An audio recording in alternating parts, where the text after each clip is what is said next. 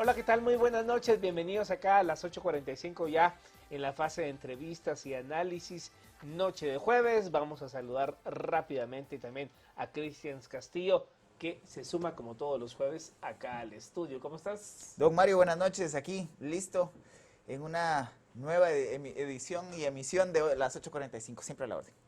Gracias, Cristian. Bueno, vamos a hablar de uno de los fenómenos y problemas que, bueno, en medio de todo el tema este de la pandemia, el confinamiento y la situación que atraviesa el mundo y Guatemala, pues surgen denuncias sobre usurpación de tierras durante esta crisis. Vamos a hablar de ese tema y también vamos a hablar de la recomendación que ha hecho la Comisión de Salud del Congreso para que se destituya al titular de Salud Pública. Pero arrancamos con el tema de denuncias de usurpación de tierra y para ello nos enlazamos con Alan Taylor. Él es abogado de la Asociación para la Defensa de la Propiedad Privada, la cual ha denunciado que recientemente se han registrado invasiones de tierra en Alta Verapaz e Izabal, algunos de los puntos. Nos enlazamos entonces con el abogado Taylor. Muy buenas noches. Muy buenas noches a todos ustedes, a toda la audiencia. Estamos para servirles y para contarles un poco realmente de lo que es la asociación civil en defensa de la propiedad privada y contra el prevaricato, también denominada ANDEPRO. ¿Cuál es la naturaleza jurídica que tiene? Lógicamente es una asociación civil sin ánimo de lucro, preocupada básicamente por lo que ustedes comentaban hace unos minutos en cuanto a los posibles problemas. De hecho, ya se están dando algunos de invasiones de tierras. Sin embargo, es importante considerar de que no solamente abarca el tema de invasiones y usurpaciones, sino que tenemos que tomar en cuenta de que la propiedad privada es un tema mucho más amplio, es un tema que abarca también la propiedad de bienes muebles, también abarca algunos aspectos que nunca se consideran por parte de la población, como por ejemplo la posibilidad de que un agricultor, después de haber sembrado, abonado, logre una cosecha y la pueda perder por parte de la criminalidad. Licenciado Taylor, ¿cuáles son los elementos que respaldan a la asociación? ¿Es una instancia con personalidad jurídica? ¿Cuál es la naturaleza de la asociación? Esto es algo muy importante, creo yo, porque resulta que cuando nosotros hablamos de sociedad civil en Guatemala, por lo regular no encontramos un sustento legal, sino que inclusive las asociaciones de vecinos se consideran asociaciones civiles. En este caso podemos comentarles a ustedes y a su teleaudiencia de que efectivamente existe el respaldo jurídico y se encuentra debidamente inscrita en el Registro de Personas Jurídicas de Guatemala la asociación. Esto data de aproximadamente el mes de agosto del año pasado y de ahí se han empezado a gestar y a gestionar algunas de las posibilidades de prestarle ayuda a las personas que se ven afectadas en su patrimonio. Ahora bien, licenciado Taylor, en medio de esta pandemia, básicamente, ¿cuáles son las denuncias que se han conocido en cuanto a invasión de terrenos?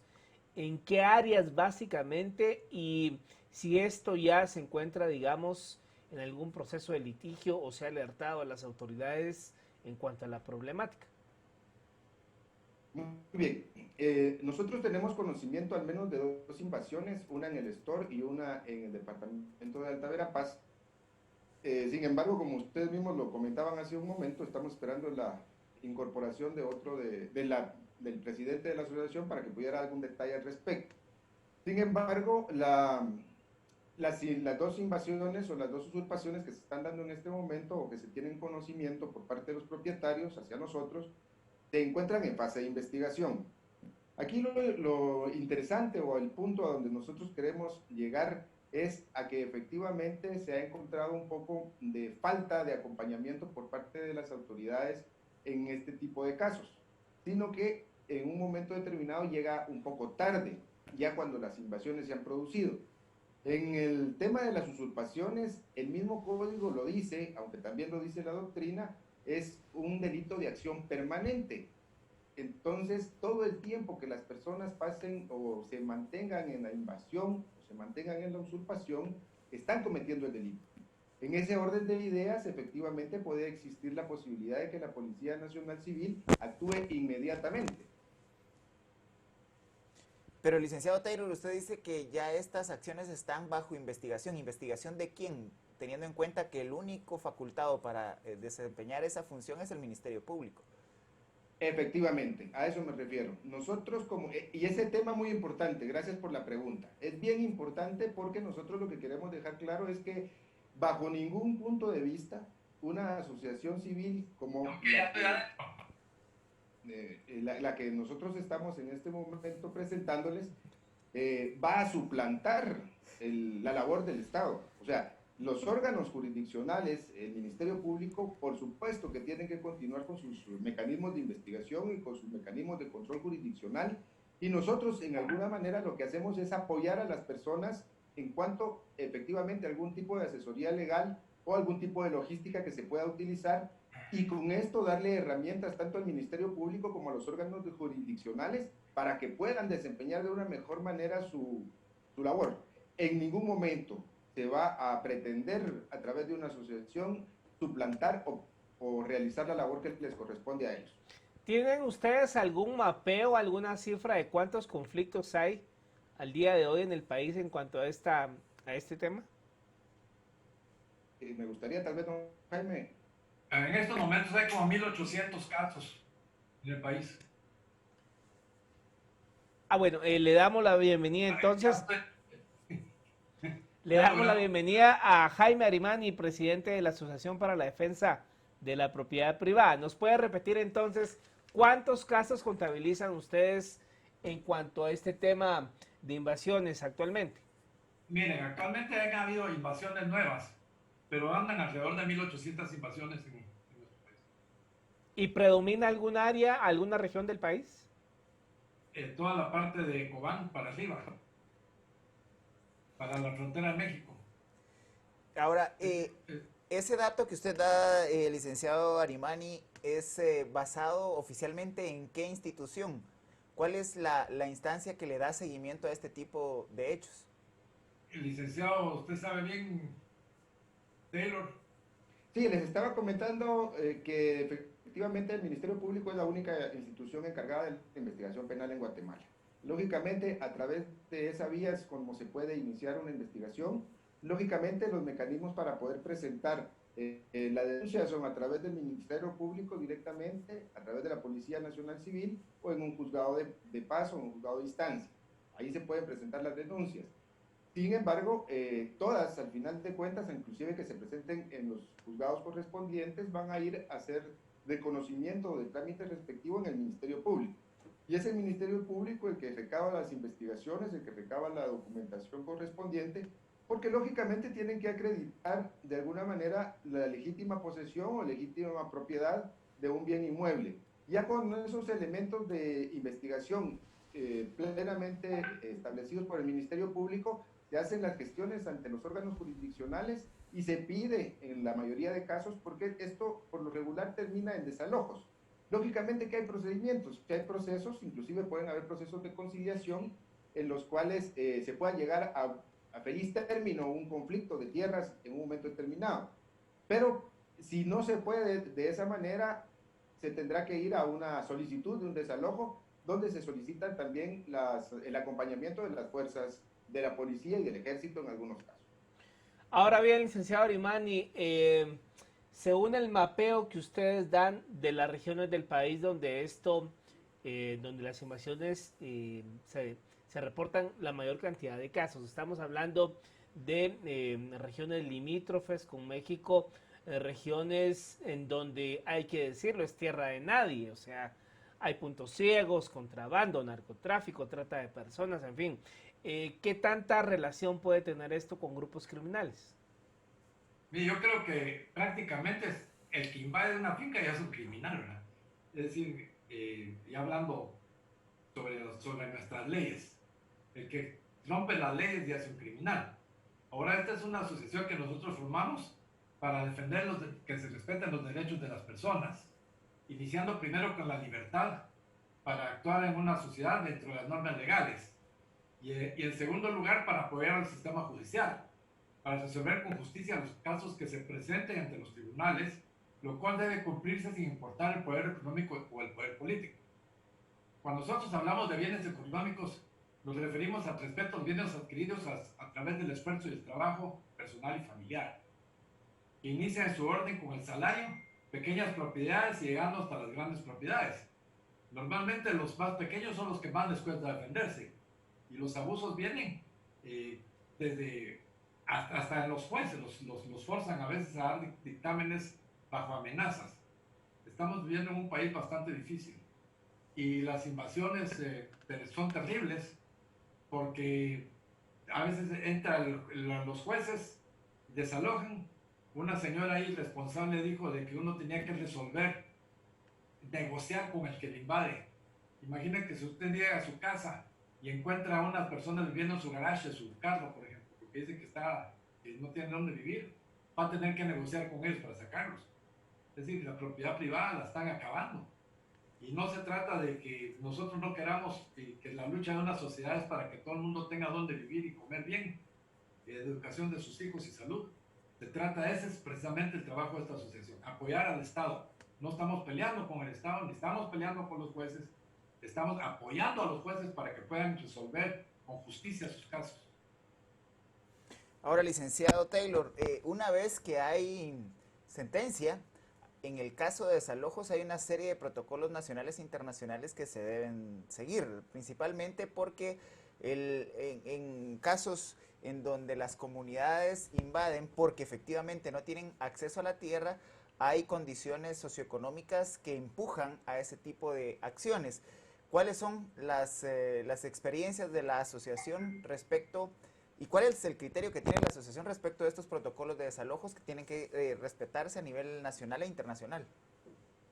Sí, básicamente yo considero que hay una institución que inmediatamente casi empieza a tomar un acompañamiento cuando se da un problema de tierras, que es el Fondo de Tierras. Dentro de esa institución existen algunos protocolos propiamente para buscar el diálogo. Evitar en primer lugar es la violencia, eso es lo que se evita en primer lugar. Lo que sucede es que en Guatemala hay invasiones que datan de 20, 30 años, 15 años. Entonces, cuando nosotros hacemos las cuentas de ese tipo de invasiones, podemos advertir de que hay personas que ya tuvieron sus hijos dentro de esas propiedades, que ya crecieron y que inclusive tienen construcciones formales. Entonces, tenemos que buscar, o se tiene que buscar un mecanismo por medio del cual el propietario legítimo de la tierra, que lo pueda comprobar con sus documentos legales e institucionales, pueda de alguna manera o ser resarcido o, lógicamente, obtener nuevamente la propiedad de su propiedad. Pero creo que la pregunta iba encaminada a que si se respetarán todos los protocolos que se encuentran vigentes en Guatemala. En este caso, le puedo decir que nosotros no hemos acompañado al momento algún desalojo en específico, pero sí tenemos la plena convicción que se tendrán que respetar todos y absolutamente cada uno de los protocolos para respetar en primer lugar la vida, la salud y la seguridad de las personas.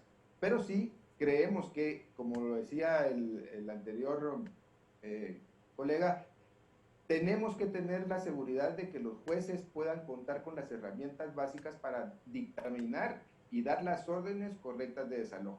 El procedimiento en el que se va a hacer el desalojo es en el cual tenemos que responder a la pregunta suya. ¿Hay que respetar los protocolos nacionales e internacionales? Sí.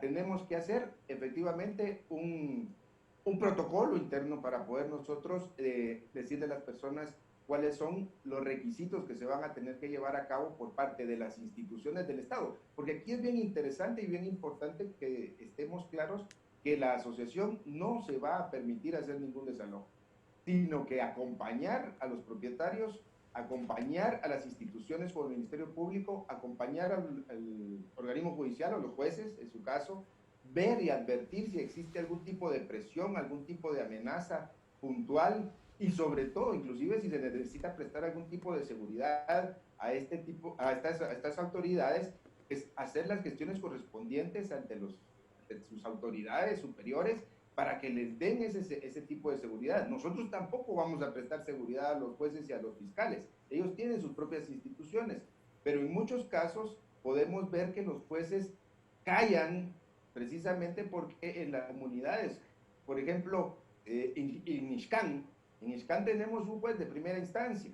Con un juez de primera instancia en una comunidad donde efectivamente se tiene conocimiento histórico que han sucedido pues situaciones complicadas para el país, le resulta difícil dar una orden en un momento determinado sin contar con la seguridad correspondiente. Y lógicamente el acompañamiento puede venir por parte de la policía o por parte del ejército, pero ese tipo de protocolos se han podido salir de las manos en un momento determinado. Entonces se tiene que contar con la colaboración y coordinación de todas las instituciones, incluyendo la Procuraduría de Derechos Humanos, para que acompañe un procedimiento legal, bien fundamentado, pero que se pueda realizar efectivamente. Sí, imagínense que hubo un caso en que invadieron a una finca y a cada persona le cobraron 5,000 quetzales. Perdón, 25,000 quetzales. Y fueron 500 personas, es que decirles, estafaron 125 millones de quetzales. Ese es un caso real, porque son gángsters ya que se organizan para invadir fincas, que les venden el pedazo, les venden las zonas de los terrenos a las personas que dicen yo somos los dueños, les falsifican cosas y les dan documentos que no sirven para nada. Y después se sienten los dueños porque ya pagaron. Pero eso no quiere decir que sean los dueños, pues. Porque si no se respetan las leyes, sabemos nosotros y entendemos que vivimos en un país donde la gente tiene una actitud en general con una educación sesgada, de irresponsabilidad. Me junto con gente la vez pasada para haber repartido una propiedad que tenían, una persona tenía 14 hijos y no tenía ni de qué dar de comer. Entonces quiere que la sociedad le dé de comer, eso no es posible. Tenemos nosotros que arrancar desde una educación general, un nuevo cambio y preparar a las generaciones, porque yo soy de la opinión de que hay que hacer una nueva economía en Guatemala, una economía nueva, diferente y moderna. No es posible que las personas no puedan llegar a obtener capital de bienes de capital. Eso no lo tenemos en Guatemala, ni lo tuvieron en Chile, y esos son los problemas que han tenido tan espantosos en esos países que viven mejor que nosotros. Entonces hay que vamos a tratar nosotros de apoyar primero que se respeten las leyes y después de proponer cambios que realmente deberían de haber en estos países para que la gente pudiera tener acceso al capital, pero todo se inicia, como hicieron en Japón en 1868, con un cambio de actitud de las personas. Ahora bien, licenciado Taylor, ¿cuál pudiesen ser, digamos, al día de hoy los casos más álgidos, si así podemos calificarlo, y que, digamos, por toda esta situación que vive el país de la pandemia, pues hay un retraso también en el organismo judicial en cuanto a todos los expedientes y casos? ¿Cuáles pudiesen ser los casos más candentes que están en pausa ahorita? Pues yo creo que los casos más álgidos o más complicados van a ser, como lo decía anteriormente, los casos que datan de muchos años, por el arraigo que ya existe de las familias en determinadas comunidades. Y efectivamente está amarrado con lo que usted mismo está diciendo. ¿Qué es lo que sucede cuando pasa mucho tiempo? Es que efectivamente no hubo una respuesta rápida y eficaz por parte de las autoridades para resolver el conflicto. No existe digamos, un seguimiento en un momento determinado y van pasando los años y los procesos se van retardando a través de amparos, se van retardando a través de otro tipo de circunstancias, y ya cuando pasaron 10 años resulta que esos casos son complicados para poderlos resolver. Entonces, lo que hay que buscar son salidas. Lo que nosotros estamos planteando es que efectivamente pueda existir mecanismos que permitan llevar a las personas, tanto a los que se encuentran en los lugares, como a las personas que se encuentran afectadas en su derecho de propiedad, para poder resolver su problema. Ese es el Yo punto. conozco un caso muy especial en Monterrico, donde invadieron una finca de 70 caballerías en 1899. Ahí fue cambiando de dueños de título de propiedad y al fin resultó una nueva sociedad con donde los dueños le entraron un arreglo que él no vende el título, sino se arregla primero las personas con los que invadieron, que después les compraron otros y ya son 3 o 4, ya desaparecieron los invasores originales y después de más de 120 años, imagínense, la gente que ya compró ahí se siente dueña. Entonces, han llegado a un arreglo de que para poder adquirir el título de propiedad tiene primero que arreglarse con los que estaban invadidos y con eso se ha ido vendiendo. Son 11 kilómetros de playa, yo creo que ya todas se vendieron casi, un arreglo que se logró hacer hace unos 30 años. Usted mencionó, licenciado Arimani, el caso de Japón. Japón pasó por una profunda reforma agraria. ¿Usted estaría entonces dispuesto a que en Guatemala se discutiera el proceso de una reforma agraria para una mejor distribución de la tierra y evitar este tipo de problemas de invasiones? El Japón es un lugar donde no hay agricultura, señor. Claro que sí hay. Prácticamente es un país que su desarrollo, nuestro desarrollo no debe ser a través de la agricultura solo, sino que debe ser a través de la industria. Y lastimosamente los poderes económicos le han lavado el cerebro a las personas diciéndole, como en Cuba, donde no tienen economía, ni siquiera producen bicicletas después de 60 años, un gran éxito para los países avanzados como Estados Unidos y Europa, donde no tienen competencia. Todos los salarios mínimos de estos países, que precisamente Alemania lo único que hizo fue para desarrollarse, fue quitarlos, vienen en Guatemala y ¿quién cree usted que fomenta y ayuda el salario mínimo? La Fundación Konrad Adenauer. Entonces, nosotros sí tenemos que tener un cambio de actitud, de mentalidad y olvidarse de la reforma agraria. Mi tío fue el jefe de reforma agraria y me decía, ay Jaimito, tenía 26 años cuando me fui al exilio en tiempo de Artes. Es decir, con eso se le dio a la gente incapaz. Primero tenemos que hacer que la gente cambie de actitud. Tenemos que hacerlo a través de la educación, una educación moderna, nueva y una ambición para ser emprendedores. Bueno, muchas gracias al licenciado Arimani y también al licenciado Taylor por haber estado con nosotros debatiendo sobre este tema. Gracias por su tiempo, nos vemos en una próxima ocasión. Muchas gracias, feliz noche. Bueno, 7 de la noche, no, 10 de la noche con 4 minutos.